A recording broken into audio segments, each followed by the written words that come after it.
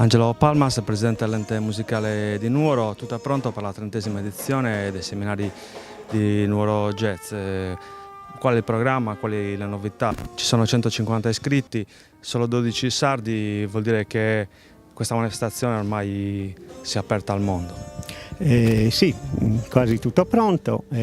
Partiamo il 16 con una sorta di appendice al seminario che correrà parallela al seminario vero e proprio, che è la residenza artistica della rete Medinea, che coinvolge 12 musicisti che provengono da 8 paesi dell'area mediterranea. Questo è un progetto in collaborazione col Festival di Aix-en-Provence in Francia e col Centro Culturale Internazionale di Hammamet, promosso dall'Unione Europea col programma Europe Creative.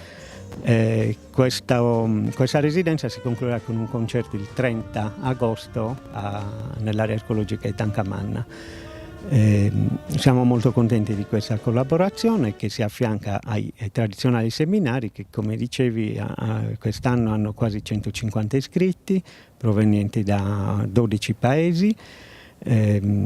Siamo sempre più internazionali e alle attività dei seminari si affiancano un festival con 20 concerti, la metà dei quali gratuiti, con artisti di assoluto livello. Ricordo Franco D'Andrea ad aprire il 21, il Devil Quartet di Paolo Fresu il 28 agosto, sempre anche questa a Tancamanna, mentre la gran parte degli altri concerti saranno nel Museo Etnografico a Nuoro.